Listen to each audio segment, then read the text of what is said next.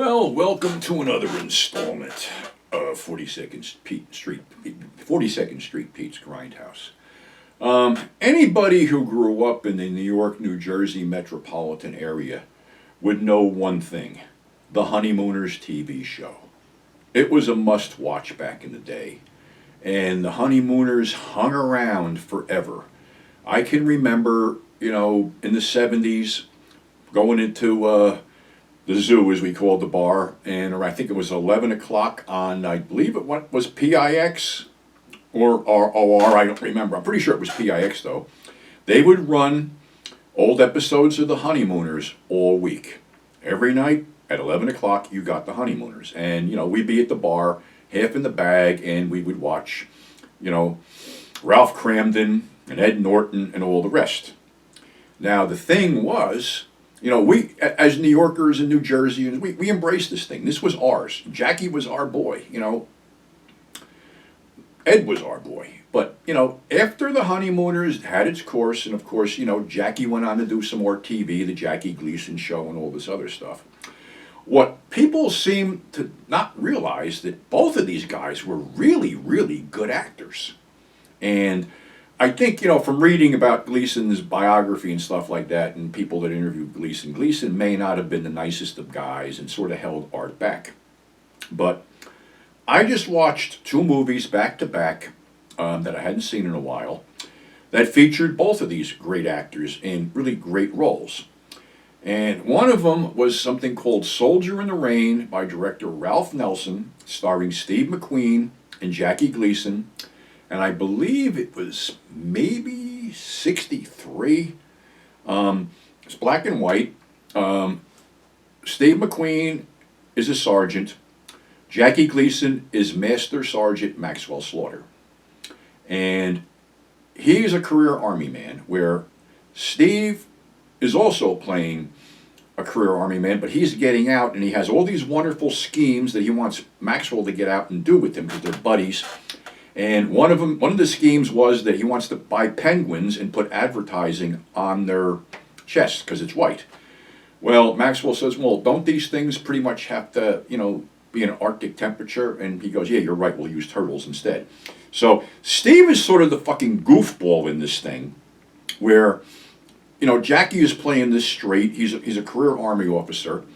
And somehow he gets hooked up with this Billy Joe Pepperdine, I think her name was, played by Tuzi Weld, and that becomes his love interest, weirdly enough. Sort of pumps some life into him because he was pretty much stuck behind a desk. Well, there's these two MPs that are basically tormenting the McQueen character.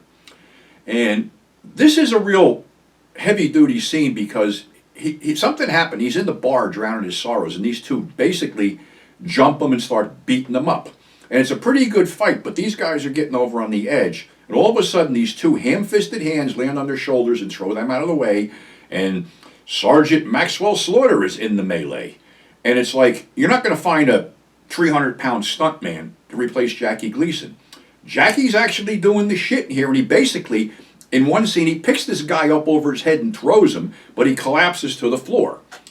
Which segues into this whole thing where he winds up in the hospital, and McQueen character comes in, and McQueen's, real name is Eustace in this film. And he says, what happened? I'm just slacking off, this and that. And he goes, I thought about what you said. And he goes, I think I'm going to basically, I'm going to leave the Army and go with you, and we're going to do this stuff. And then a couple scenes later, it comes down that he was in the hospital because he was fucking dying. He had a heart attack during that fight. So that sort of prompts the McQueen character to stay in the Army. Well, there's a little segue to this too, because if you're a wrestling fan, you all know who Sergeant Slaughter is, and guess where he got the name? From this film, from Jackie Gleason's character, Sergeant Maxwell Slaughter. And Jackie did a lot of other stuff too.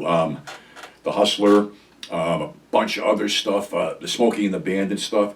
Jackie was a good actor.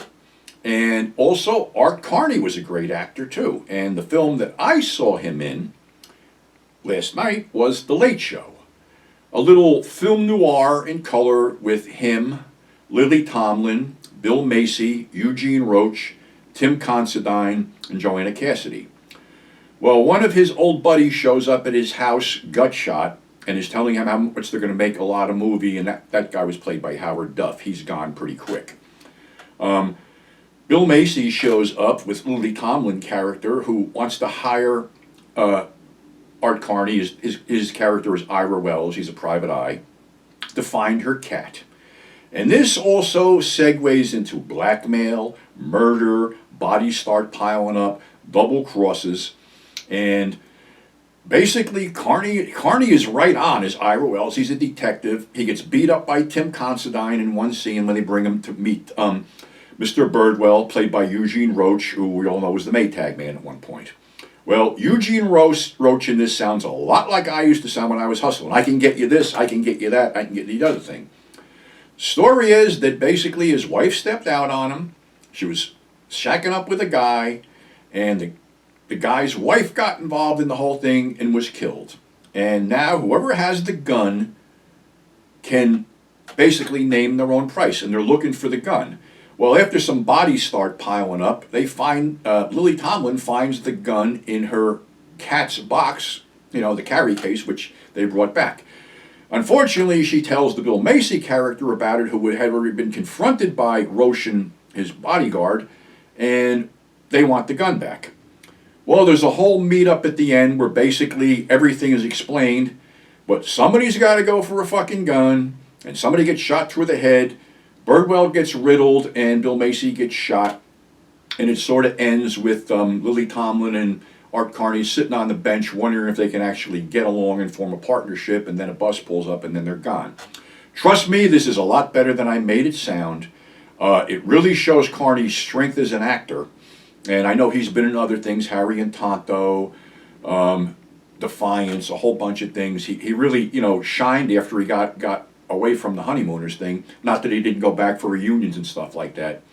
But these two were just great, great actors, and they epitomized New York. And like I said, if you were a New Yorker, you had to watch the fucking Honeymooners. You just had to. It was a must-watch TV thing, and it was a huge part of early television.